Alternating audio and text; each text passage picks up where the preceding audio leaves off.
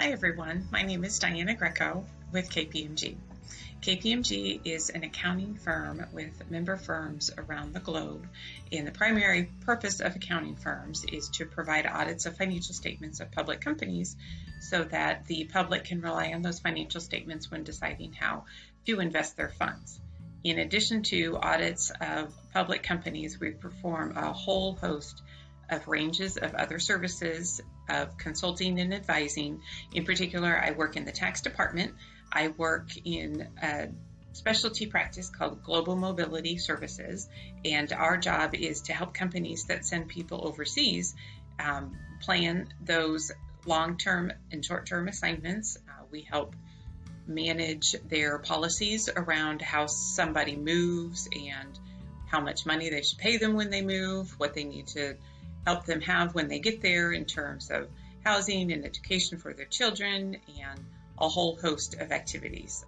I've worked with KPMG for almost 30 years. I started in the audit practice in Kansas City, Missouri. I have worked in 5 different offices since that time, and after 7 years in audit, I transferred into the tax department into Global Mobility Services, and I very much enjoy working with the people, and that's the primary reason I like my job so much, is that we get to help families that are moving overseas. There's obviously so many different things that they're worried about, whether they're selling their home or moving out of their home, and what's going to happen to my pets, and how do I find schools for my kids when we get to the new location, and how am I going to be able to drive? Do I need a driver's license in a foreign country? And just a whole host of different things like that. So it's really interesting to combine my accounting degree with the more personal side of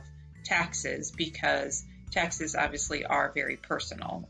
So you want somebody that you can trust helping you with your taxes. And we also help the companies from a standpoint of the policies, of the types of benefits to provide their people, and help them manage that pool of talent that they have in their employees to make sure that they get the greatest possible return on investment for what they're investing in sending someone on an overseas assignment, because it can be very expensive. As I mentioned, I have a degree in accounting, and at the time that I graduated, you needed 120 hours of college credits to sit for the CPA exam. I did sit for and pass my CPA exam the spring semester that I graduated from college. Nowadays, you have to have 150 hours to sit for the CPA exam, but rather than being taken all at once, it can be taken one piece at a time, and I believe there are 4 different sections of the CPA exam. And for those of you that are considering accounting, I want to encourage you to not be scared off by that. There are a lot of benefits to having a CPA, and companies also provide a lot of training materials and time to allow you to study in order to sit for that exam, and holding a CPA can be something that can benefit you throughout your entire career. As you can see, I'm working from my home office, and have been doing so since March 11th or so. I initially had been traveling overseas. I was in Brussels, returned from Brussels on March 13th, and was required to self-quarantine for 2 weeks, and by the time that 2 weeks ended, everybody pretty much was working from home. So I am very lucky to have a comfortable space to work, but as you consider how your internship is going to go this year, as many of those internships are going to be virtual, I would encourage you to make sure that you can find a space, if possible, that's quiet, a bedroom or a spare room, where you can close the door and focus and concentrate and not be distracted by the doorbell ringing or the dog barking.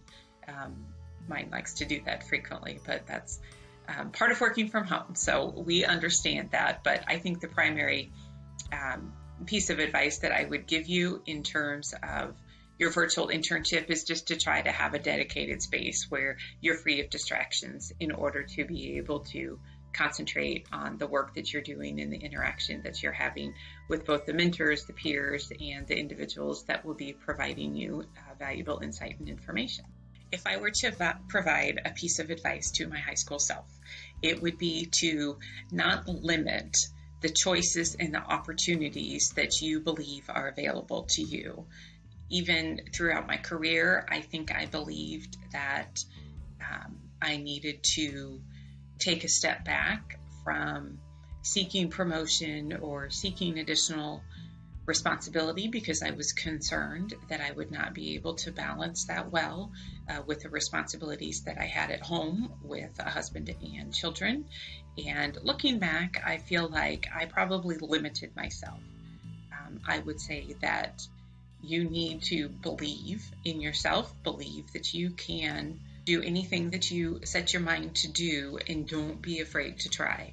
Yes, there are times that you're going to fail, but if you're not failing, then you're not putting yourself out there.